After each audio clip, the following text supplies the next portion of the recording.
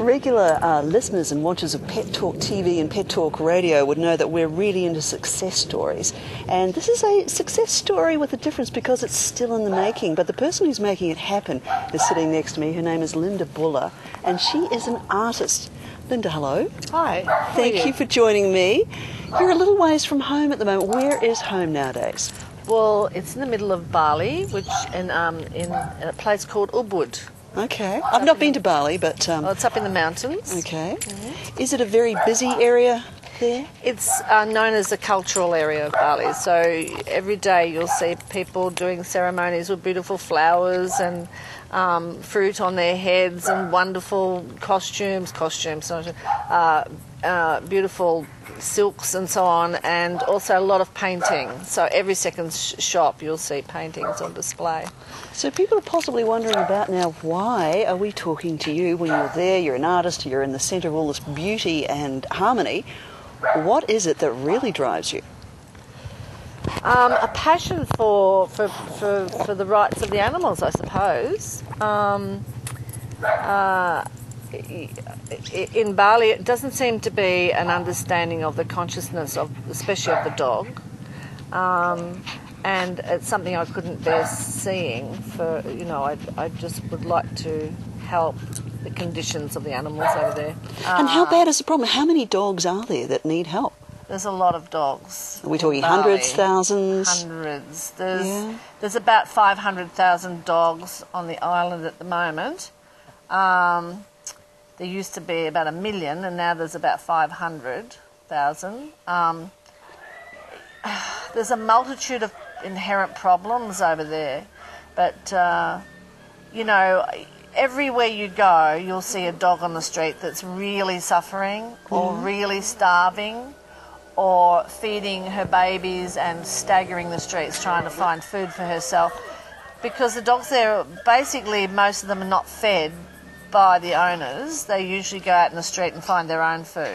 So what is it that you're trying to do? What, aside from saving them, on a day-to-day basis, how is your centre helping the doggies? My centre, the protocol really is to concentrate on the puppies that have been thrown in the rivers or got lost or become fly infested or they're really sick, staggering the street on their own with no sort of resources whatsoever. If I see that, I take them into my centre, and we're there to rehabilitate them, to give them love, medical attention, and find a good home for them to be adopted out to. So we're sitting here I've got a little rescue dog on my lap right now, dear little doggy that's only got one eye and it's deaf and everything else, and there are a lot of rescue dogs in Australia too. So people listening might be wondering, well, what about the rescue dogs in Australia? Why not worry about them rather than, say, somewhere in another foreign country? Well, I can't say that rescue dogs here are any less important than our dogs, but I will say that the situation that our dogs are in is dire, and that they die on the streets on their own. They have no one to take care of them. A lot of the time they're in families that have got no idea to even give them a blanket or a meal, tiny puppies. And, I think that what we need most is education. So I was thinking of getting a puppet show going in my place, like I loved Punch and Judy when I was a kid. True. I loved the way Judy used to whack Punch over the head with a big lump of wood. That's my favourite too. That's maybe why I grew up to be such a feminist. It's got given the early messages in life. Get out there.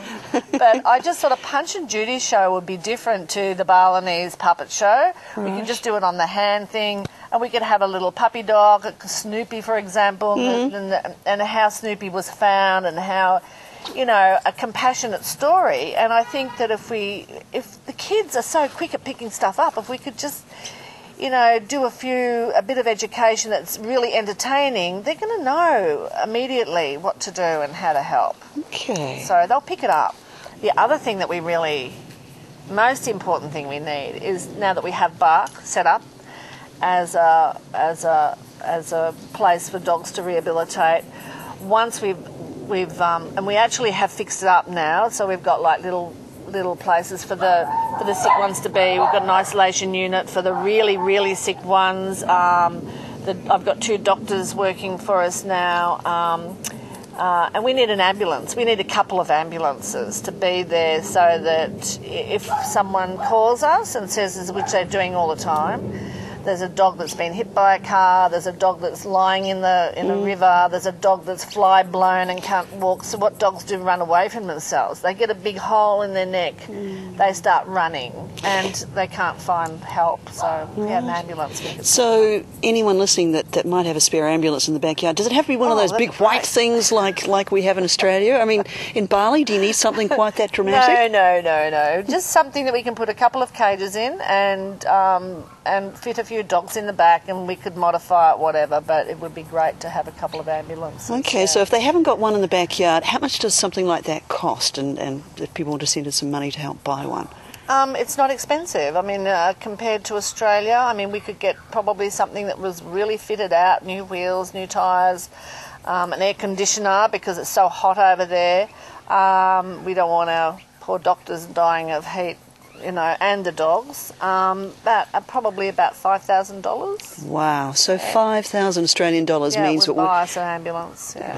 Well, I can't guarantee it, but I do know we have some really good listeners amongst our listeners at Pet Talk Radio, Pet Talk TV, so perhaps amongst them we might be able to come up with some volunteers and they can go to your website and direct some funds through to you. Yes, sure. Did you ever think that one day you would end up being the Bali Dog Lady? No, I didn't, but I didn't think anyone else was going to do it. Most of my time spent painting. Right. And I just thought if I do start something like this, it could just be, I went through nightmares. I was so scared. I cried a lot. It was a nightmare. Every time I found another dog, I went, oh my God, I've got another dog and I don't have a home for it. I had nightmares about it, literally. I learnt to put one step in front of another, just one day at a time, one moment at a time, 1 hour at a time, so that I didn't send myself crazy. But now we have 60 dogs, and I don't have nightmares at all about it anymore. No, I didn't think I'd be the dog lady, although I guess there's been a higher power involved in this for a long time, directing me to doing this. Quite likely. Well, it's a success story in the making, and none of these things ever happen overnight, much as we'd like them to, but my goodness, I really hope your success story does have the really superb ending that it deserves. Linda, thank you so much. Thank you.